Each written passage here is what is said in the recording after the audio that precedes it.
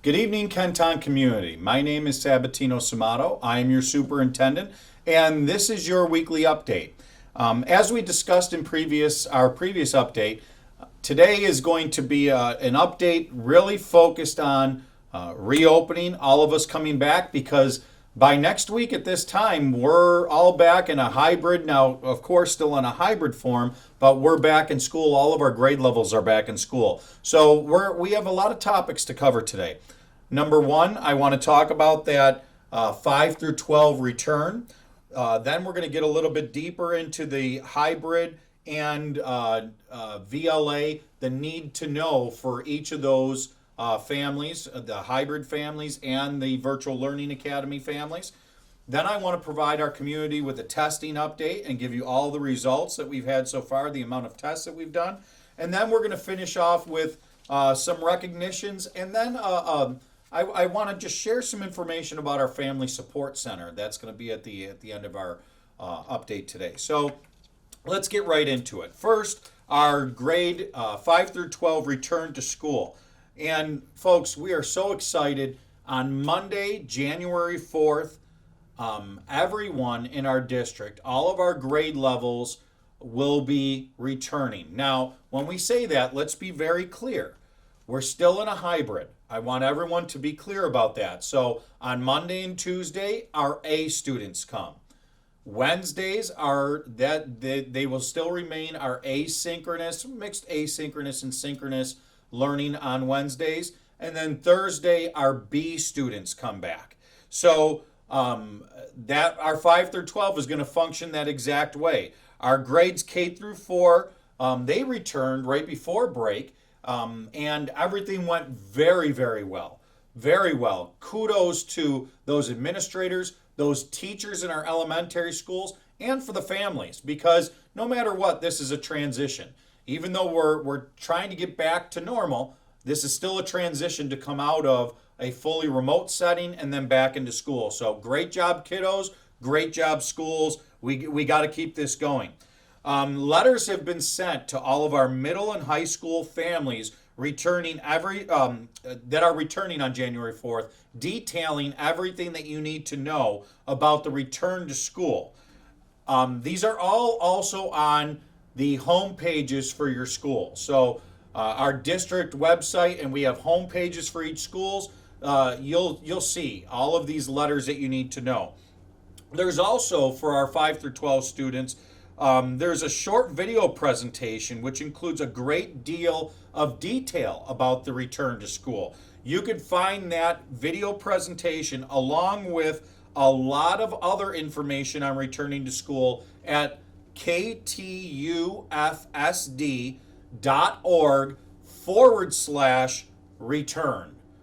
That's once again ktufsd.org/return. And I really encourage people to take the next few days. We have some days before we come back to just go through that website. You'll see things about individual schools. You'll see items about what to do in school and what to expect. It's really a great resource.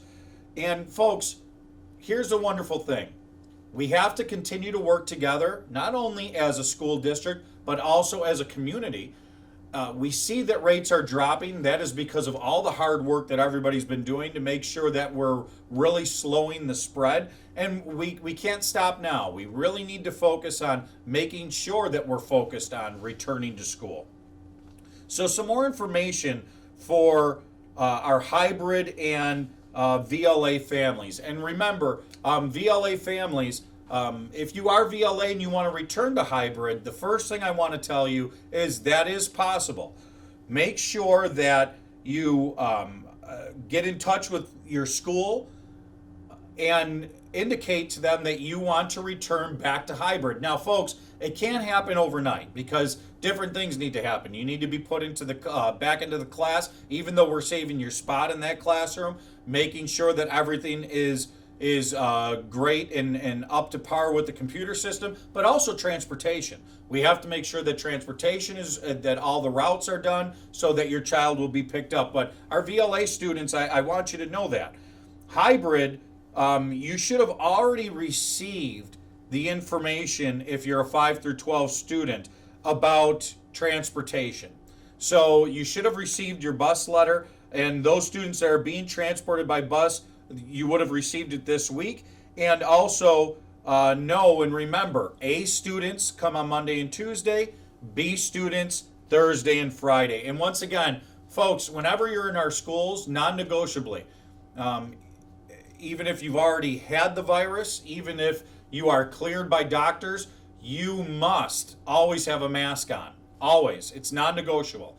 No one can ever be in our schools without a mask on. That's students, staff, a visitor, the superintendent, everybody must have a mask on in our schools. And our biggest thing that I want everyone to remember is now that we're getting back into the flow of coming back, our elementary families, you've been doing a real good job making sure that we're doing the health screening every morning. Our 5 through 12 families, that's huge. So that's going to be a big thing now coming back is understanding. And we've worked with a company called Advista, and it's a daily health screening. So folks, this is where we once again need our community. Every day at 5 a.m., families will receive an email and they'll be asked to complete the health screening. For example, indicating about fever or any symptoms. Ladies and gentlemen, no students should ever be sent to school if they have any symptoms at all. Not during this time. So they're to stay home if they're showing any signs, especially fever. But remember, families need to check that daily in the morning before students leave for school. So we send that out in an email at 5 a.m. in the morning.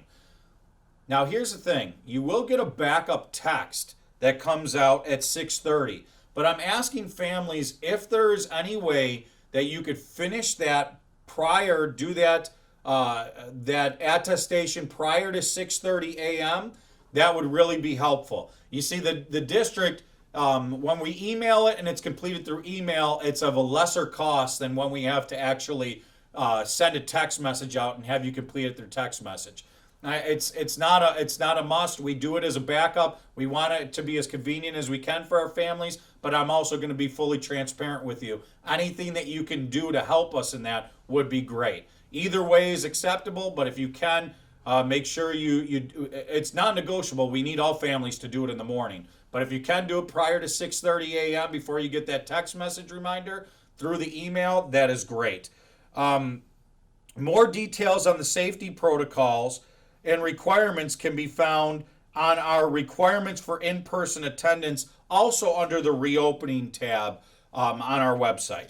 So I hope that really demystifies for our hybrid students. Now, another piece of information for our VLA students, if you wish to return to school, I already indicated to you, make sure you contact the school ASAP.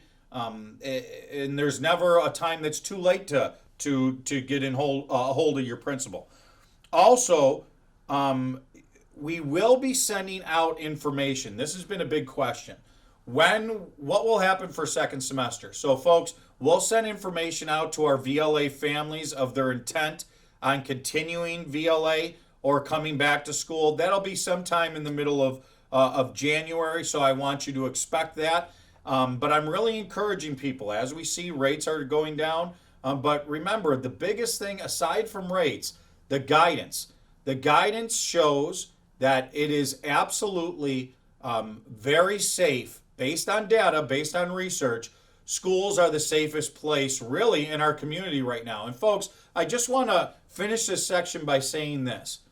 Remember, schools are one of the only places in our community where it's non-negotiable and so proceduralized from A to Z to make sure that they are the safest environments. For example, there is no option about masks. For example, the social distancing in 6 feet apart.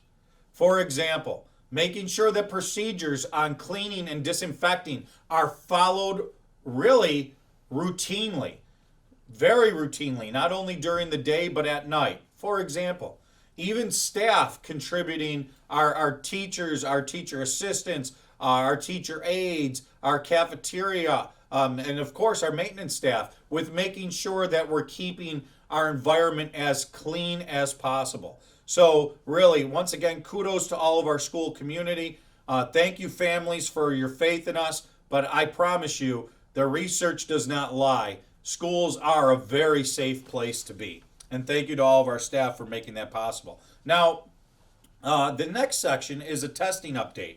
And this past week, because everybody knows that we're in an orange zone, with that, a reminder, we're on average of about 5% testing per school per week. We've already done this now, and we've had some experience with our elementary levels. And this past week of the testing, we tested an additional 167 students and staff. And folks, we had 0 positive results for both week 1 and week 2 of our testing. So far we've had over 302 individuals tested with 0 positive results and a 0 positivity rate. And we know that rates in our region continue to decrease. So not that I'm trying to make a bigger deal of this than it is, but I think we need to understand that there are positives that are going on, and we're on the right trajectory. Now, we're going to need everyone's work to continue on that trajectory, but I'm confident that we can do it. Our community always comes through. Our schools and our teachers always come through, our administrators. So let's keep on pushing that way. And just to recap, to meet the state requirement in an orange zone, we randomly test 20% a month, and our grade 5 through 12 students, here's the key. We know that in elementary, we were doing that Wednesday testing. People are signing up. We're set for this month. More information will come out as to the next month in the sign-up protocol. Hopefully everybody, as many as we can get, I should say, really signing up and giving consent to do the testing. In our 5 through 12, though, it's going to be a little bit different. Students will actually be called down, and they're selected randomly. So they'll be called down during the day. So let's talk about this a little bit. As explained, I explained it on December 11th in the update. Only students whose families provided consent to be tested will be tested. And your consent or your approval is always based on the most recent consent letter that you filled out. Now, that sounds a little confusing. The consent letters, you can indicate yes or no. I give consent or I'm not giving consent. That's why we say the most recent consent letter. So if you want to ever change your mind, fill out another consent letter. We'll only use the most recent information. But I'm encouraging families, folks, that's the partnership. We need you on this. And we've seen our youngest have really, and the families, you've done a great job of elementary students. This testing, not to minimize it, but it really is no big deal. It's going to be the same testing in the high schools that we've been using at the elementaries, where the Q-tip swab only enters the nostril just a tiny bit. It's a tickle. It doesn't go up into the nostril like things that we've seen in other types of tests. That's this Abbott Binax now nasal rapid test. And in our high schools and middle schools, it's going to average anywhere from 6 to 13 tests a day based on the total number of population. And those students will be selected, staff will be selected randomly, students from a Microsoft Excel program based on the ones that have provided consent, randomly selected, and then the nurses will schedule those students. When a student comes down, they're called down, they are provided the test.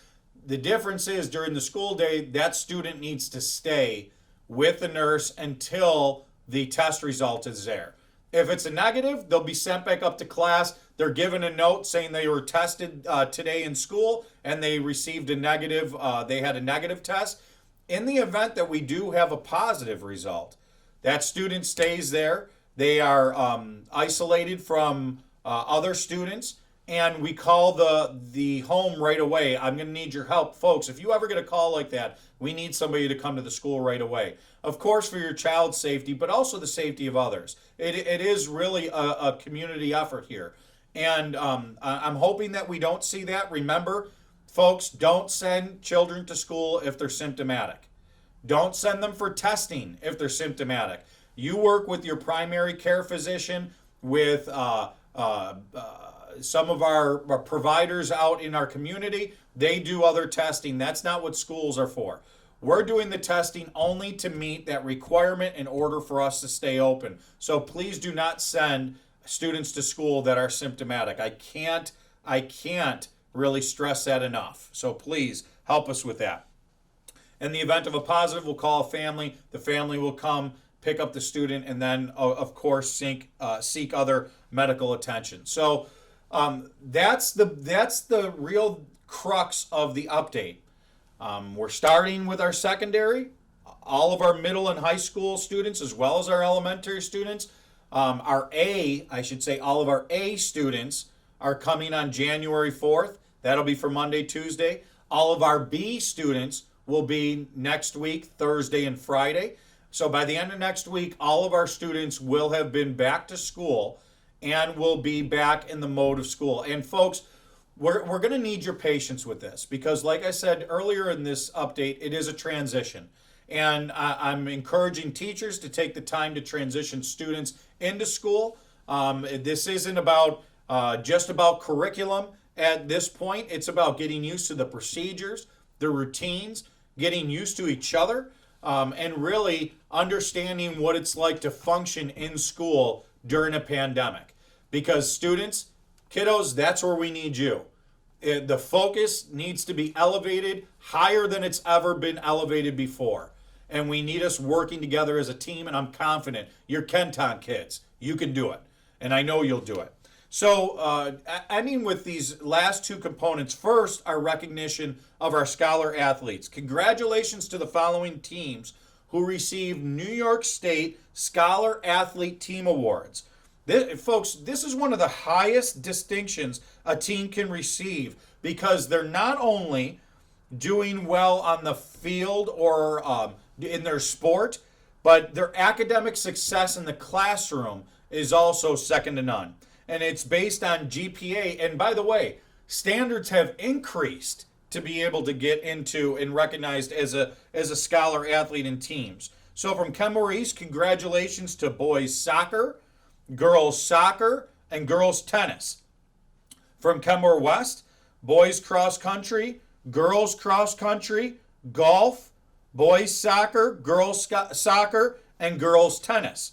From our combined East and West teams, field hockey and gymnastics. So really, and families, you should really be proud of yourselves for that because it does take an entire family. When students are doing well, it is our entire community. Of course, our schools, our teachers, and our administrators, but most importantly, it's our families and our parents at home and our families at home that are really doing all that extra work and effort to support learning, especially during this time. So great job to all of our families on those recognitions. And what I want to leave you with today is we are in the holiday season. We have New Year's coming up. And as joyous as we want this to be, it is still very stressful. The holidays are always a stressful time. Sometimes for some of us more than others. And I just want to talk to you for a moment about our Kenton Family Support Center. It's led by a very wonderful leader in Miss Jan Sarah, and it's for any of our families facing difficulties at this time can really take advantage of the support center. And it provides individuals and family counseling services and connects families with other resources that they may also need. Some examples are they have fully virtual sessions for families, which are completely confidential and comply with all privacy laws. They have a food pantry on site. They even have things like yoga sessions or parenting courses. Folks, I'm a superintendent and I could always benefit from parenting courses. That doesn't make us a failure. That makes us wise enough to realize we don't know everything. And a place like the Family Support Center provides these services for our families, even meditation classes. So they have expert staff in the community services. Call the Family Support Center if you'd like to schedule an appointment and find out about other services that they provide. So folks, we've been working for this for a long time. Families have been. We are now here. Our staff is unbelievable. I want our Kenton community to understand that. Our administrators, our teachers, our support staff are unbelievable. And together, we're going to continue to make this progress as we go through this year. I am confident that together, we will absolutely continue to be Kenton strong, we will have our Kenton pride, and with that pride, we will all move Kenton forward. Thank you very much. Happy holidays, and make sure you take care of each other.